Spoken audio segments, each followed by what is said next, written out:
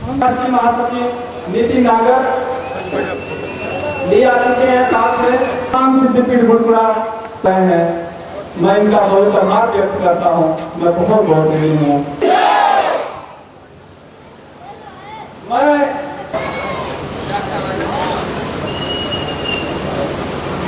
5 minute का स्वागत कार्यक्रम होगा। जैसा कि हमारी संस्कृति है कि अतिथि देवो भव। हमारे यहाँ हमारी इस धरती पे इस तपोभूमि पर माननीय अतिथि हैं यूथ अध्यक्ष वीर बहादुर यादव का मंच पे बुलाता हूँ। वह स्वागत करेंगे।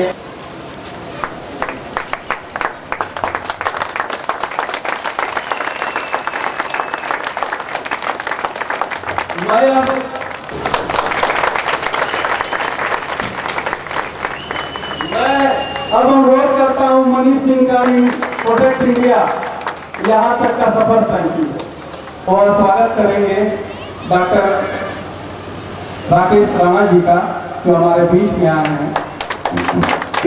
अंतिम केंद्र होता है। राज सत्ता की अपनी सीमाएं हैं। राज सत्ता के अपने कुछ नियम है, कुछ अपने कायदे कानून है, कुछ अपनी औकात है, उसकी अपनी लिमिटेशंस है। उसके आगे सत्ता का कोई केंद्र होता ही नहीं। तो जब इस तरह के लोग इस मिशन के साथ, इस टीम के साथ आशीर्वाद देकर इस देश के लिए सोच रहे हो, चिंता कर रहे हो, तो जरूर कुछ अच्छा होने की संभावना है।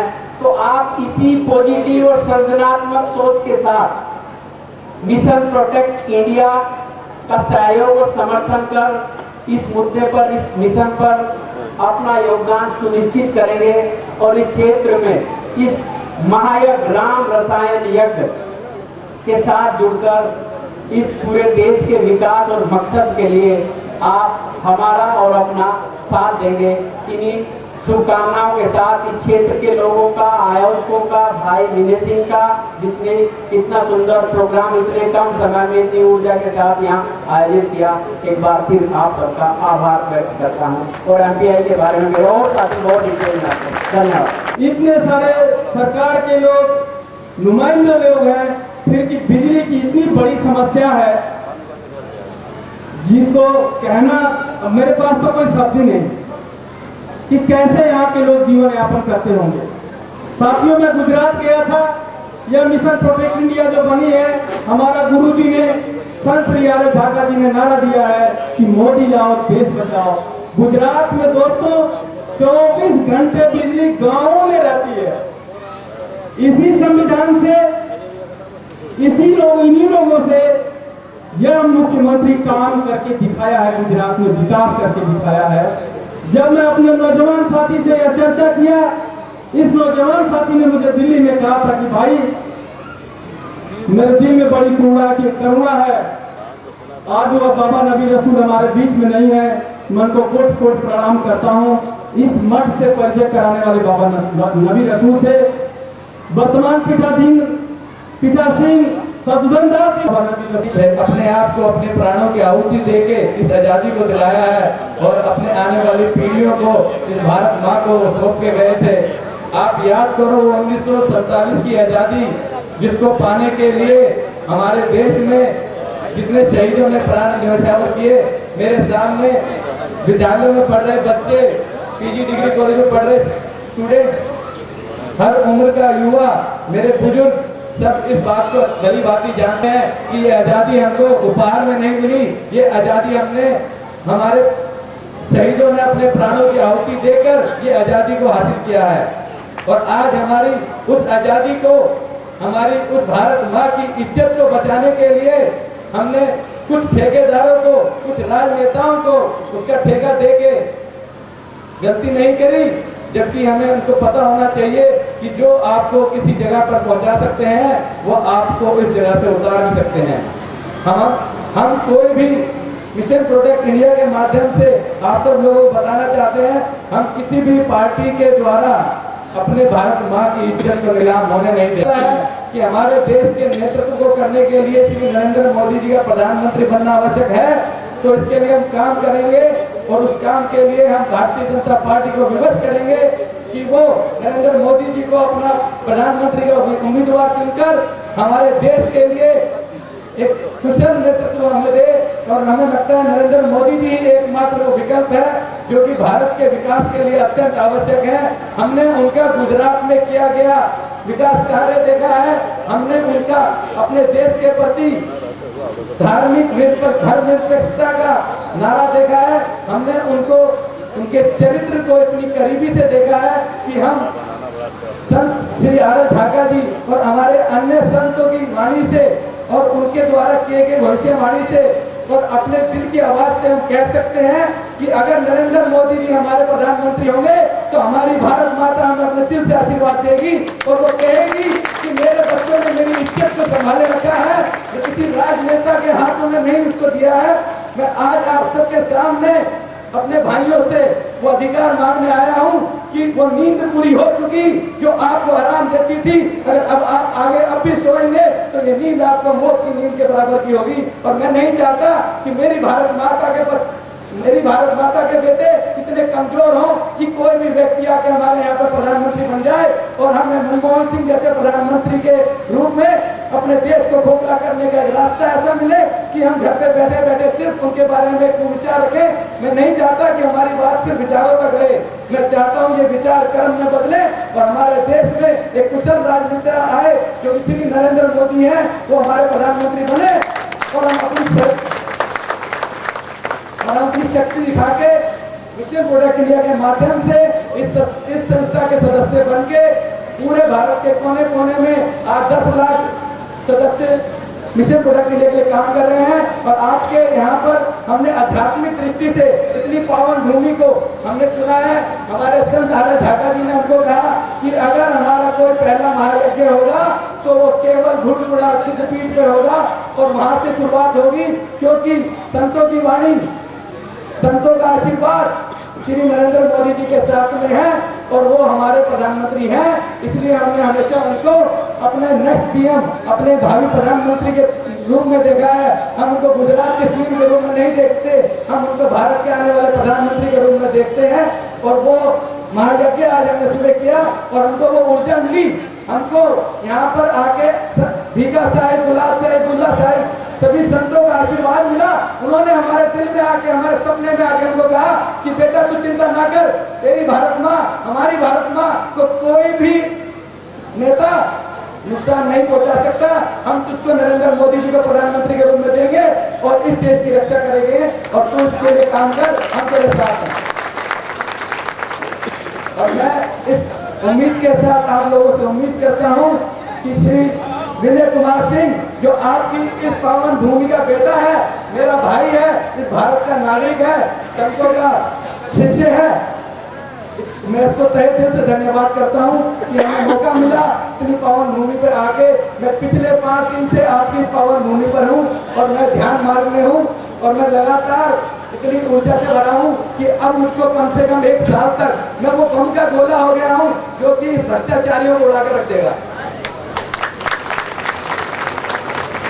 मेरे वो 10 लाख साथी उस ऊर्जा को इस्तेमाल करके 10 लाख से 10 करोड़ तक पहुंचेंगे और मैं भारतीय जनता पार्टी को मजबूर कर दूंगा कि श्री नरेंद्र मोदी को ही उन्हें एकमात्र प्रधानमंत्री घोषित करना पड़ेगा अपना उम्मीदवार। और एक बार उन्होंने उम्मीदवार घोषित कर दिया तो ये भारत माँ के बेटे उनको प्रधानमंत्री के रूप में जिता के बाहर लेके आएंगे।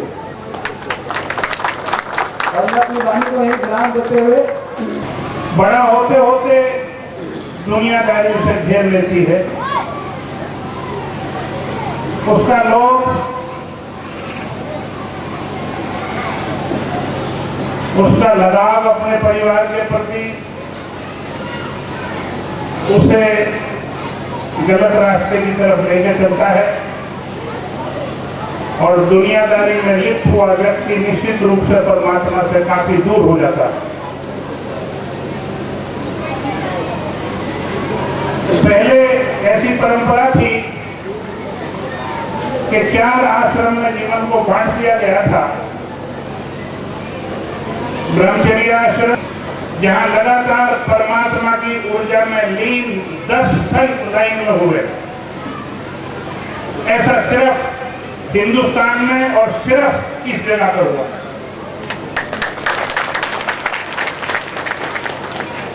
चाइना में एक संत हुए लाओ त्सु, उनके चेले थे च्वेन त्सु। दूसरी घटना चाइना में हुई, च्वेन त्सु के 6 चेले, 6 शिष्य परमात्मा के उसी धर्म के साथ पैदा हुए, लेकिन एक लाइन में 10 सिर्फ भुड़कुड़ा में हुआ।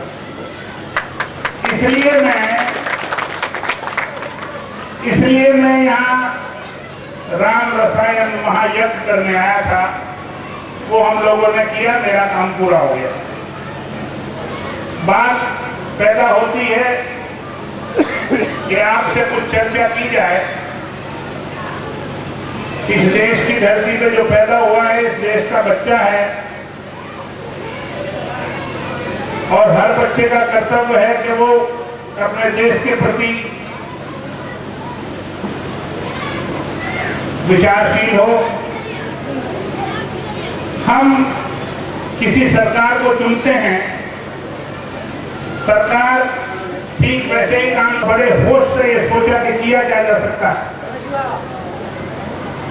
मैंने देखा देश के लिए बहुत लोग कार्य कर रहे हैं इस दिशा में कि भ्रष्टाचार खत्म हो जाए,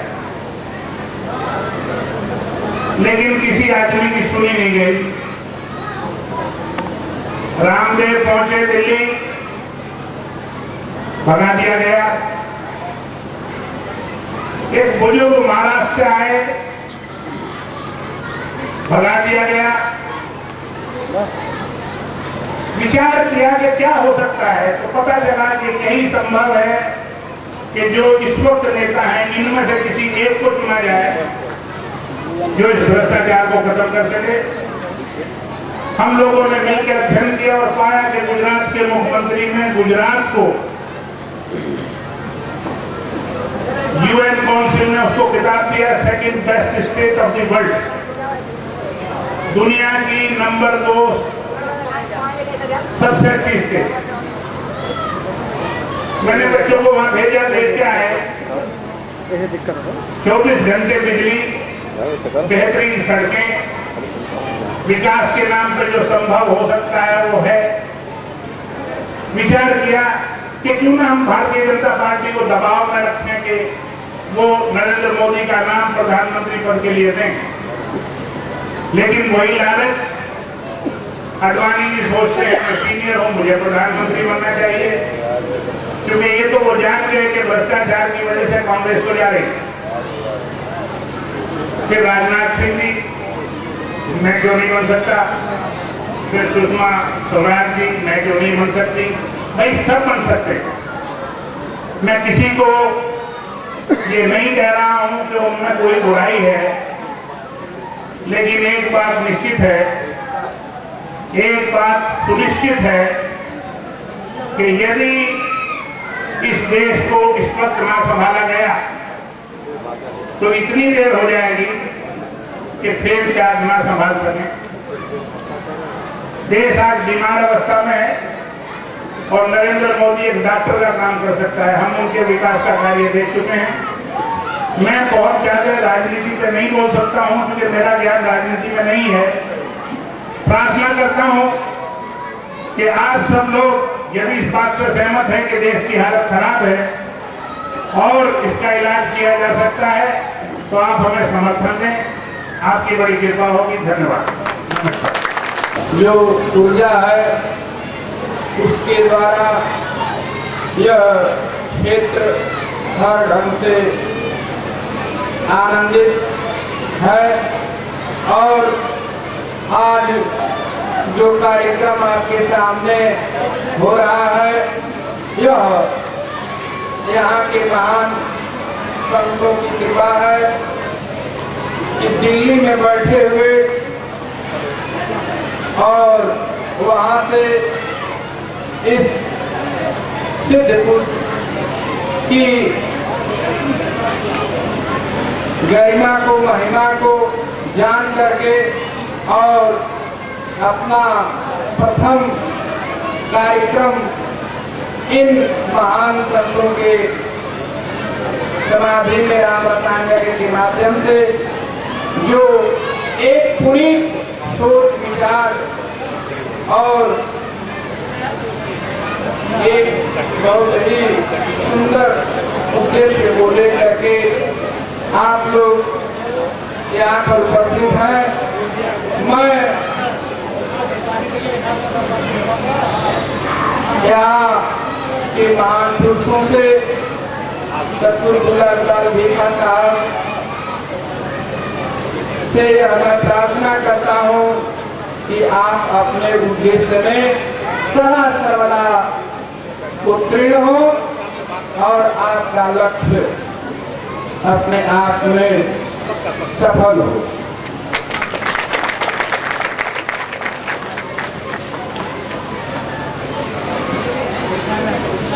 शास्त्र में यह वर्णित है कि जो लोग भी पुनीत कार्य करते हैं, अच्छे मार्ग पर चलते हैं, उनको कठिनाइयों का सामना करना पड़ता है।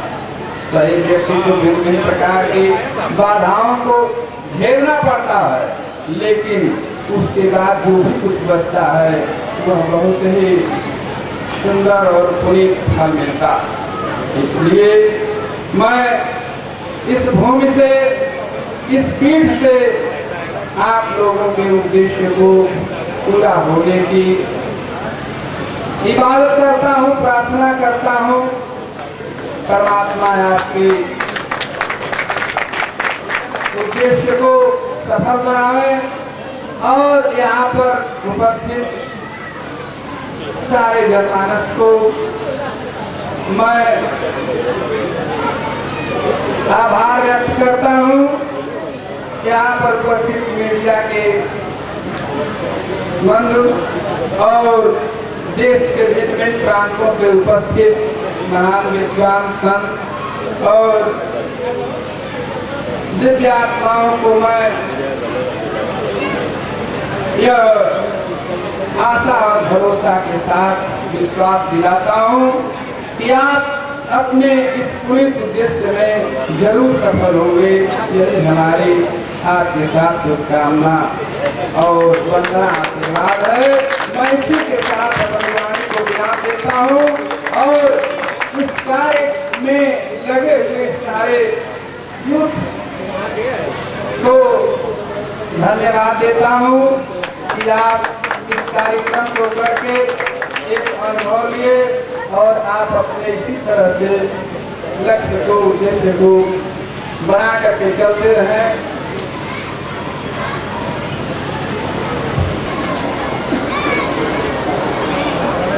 पकड़ लेना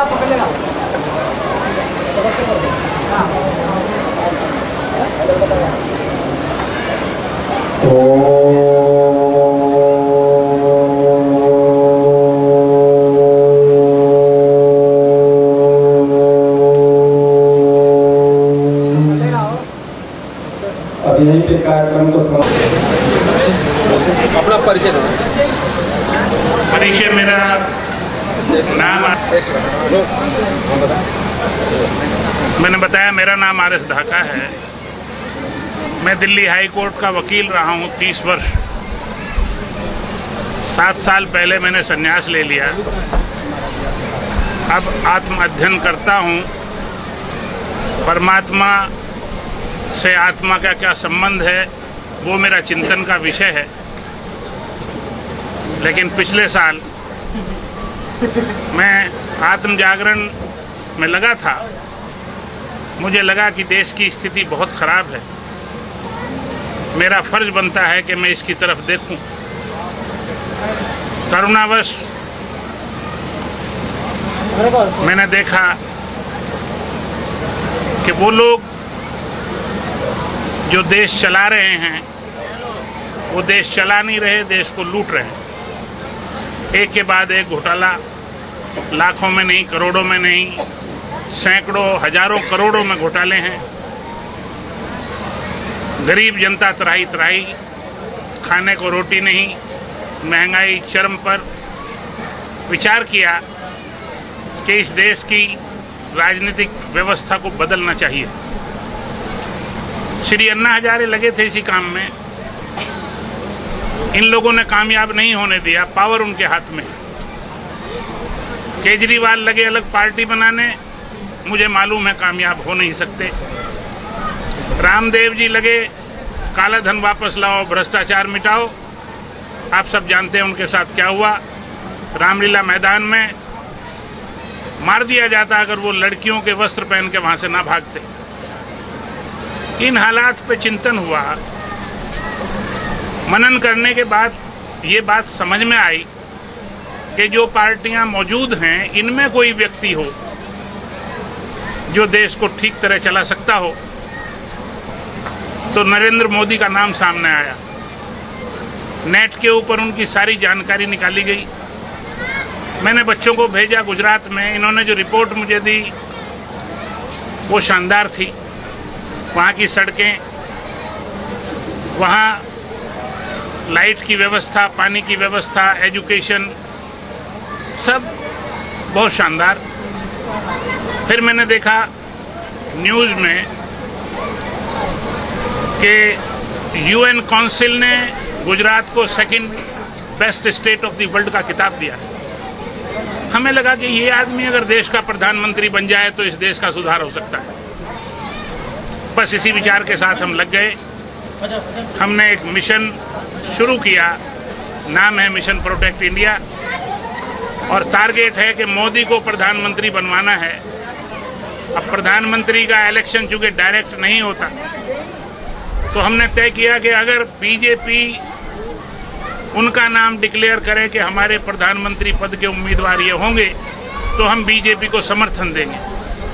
हमारे साथ 30% वो लोग जुड़े हैं जो वोट ही नहीं देते कभी। वो कहते हैं किसको वोट दे, बड़ा चोर है दूसरा छोटा चोर। वो लोग हमारे साथ जुड़े हैं। हमारे साथ युवा शक्ति जुड़ी है, और सबसे ऊपर हमारे साथ ईश्वरीय शक्ति है। भुड़कुड़ा की इस पीठ में मैं इसलिए आया हूँ कि ईश्वरीय शक्ति जिसे मैं जानता हूँ उसे कंडेंस किया जाए, उन सभी संतों से आग्रह किया जाए, उन सभी आत्माओं से प्रार्थना की जाए कि वो शक्ति हमारे साथ हो, और मैं महसूस करता हूँ कि वो शक्ति हमारे साथ है। आज हमने ये यज्ञ किया, शत्रुघ्न दास जी ने आशीर्वाद दिया। उन सभी संतों के बिहाफ पे इन्होंने कहा कि भुड़कुड़ा पीठ हमारे साथ है। मैं इनका धन्यवाद करता हूँ। मिशन प्रोटेक्ट इंडिया जी, आप जो शुरुआत की, क्या भुड़कुड़ा से ही शुरुआत की आप? नहीं, इसमें 2 विंग्स हैं। एक है राष्ट्रीय जागरण की बात, वो पहले हो चुकी, चल रही है। जगह जगह प्रोग्राम होते हैं, समझाया जाता है लोगों को देश के बारे में, देश की हालत के बारे में। दूसरी विंग इसकी है आध्यात्मिक, कॉस्मिक एनर्जी की बात कर रहा हूँ, ईश्वरीय शक्ति की बात कर रहा हूँ। उसकी शुरुआत भुड़कुड़ा से हुई है और ये चलेगी। 5 स्थान हैं हिंदुस्तान में जहाँ ईश्वरीय शक्ति सघन है, उनमें सबसे बड़ा स्थान भुड़कुड़ा है। यहाँ से हमने यज्ञ शुरू किया है। अगला यज्ञ, अगला स्थान है शिरडी। ऐसे चलता रहेगा। 5 जगहों पे हम यज्ञ करेंगे, 5 जगहों पे हवन करेंगे, ताकि ईश्वरीय शक्ति हमारे साथ हो और हमारे मिशन को बल दे।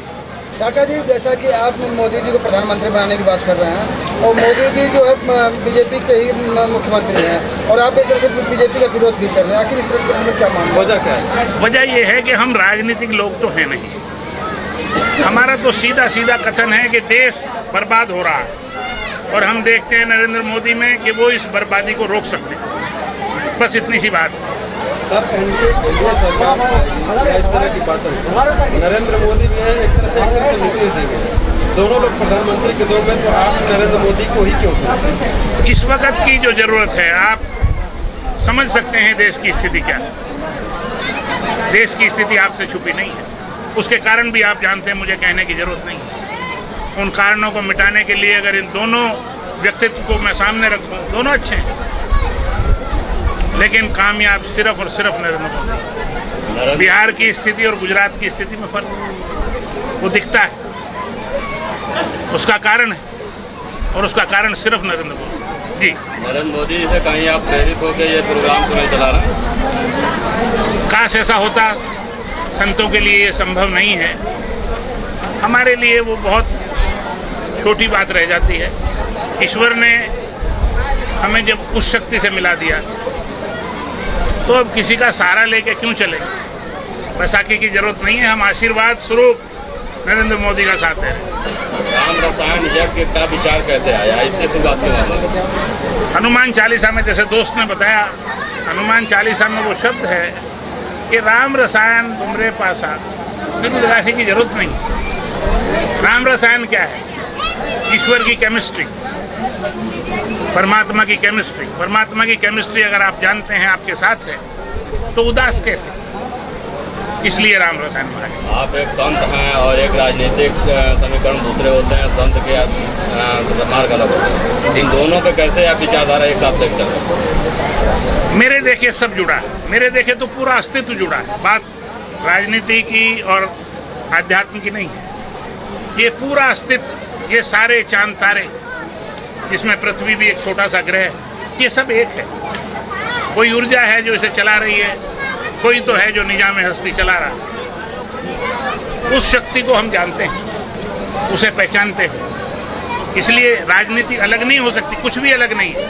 हाँ, हम ये जानते हैं कि यहाँ ना कुछ पकड़ने लायक है, ना कुछ छोड़ने लायक। लेकिन अपने देखे अगर अन्याय दिखाई देता हो तो करुणा आती है संतों के दिल में कि आशीर्वाद बस किसी को बढ़ावा दिया जाए जो कामयाब हो सके।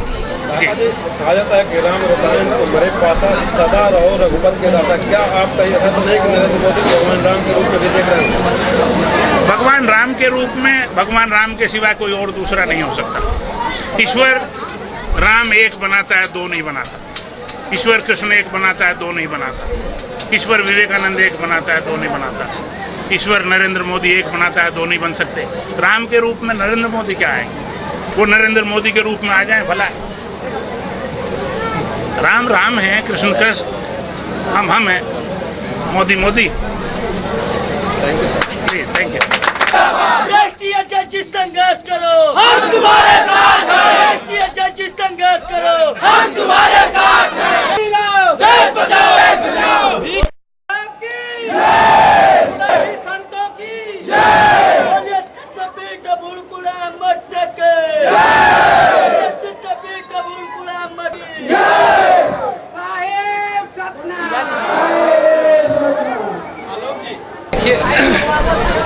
यह पीठ हमेशा से अच्छे लोगों का सहयोग किया है। जैसे हमारे सामने हिंदुस्तान परतंत्र था, गुलामी की जंजीर में जकड़ा हुआ था, उस समय महंत रामवरण दास जी ने चंद्रशेखर आज़ाद को अपने इस मठ में रख करके 6 महीने तक संरक्षण दे करके देश की गुलामी को दूर करने के लिए अपना पूरा सहयोग दिया। यहाँ जो भी देश के बारे में, राष्ट्र के बारे में, समाज के बारे में, संत के बारे में जो भी पुनीत अच्छा कार्य होगा, उसका सबका समर्थन हमारे पीठ के द्वारा किया जाता है और आज भी है, भविष्य में भी किया जाएगा।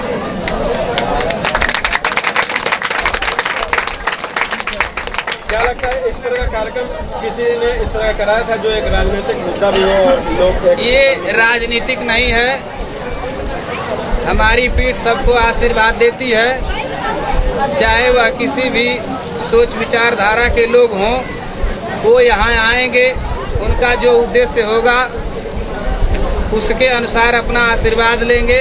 हमारा काम आशीर्वाद देना है, शेष लोगों का काम आशीर्वाद लेना है।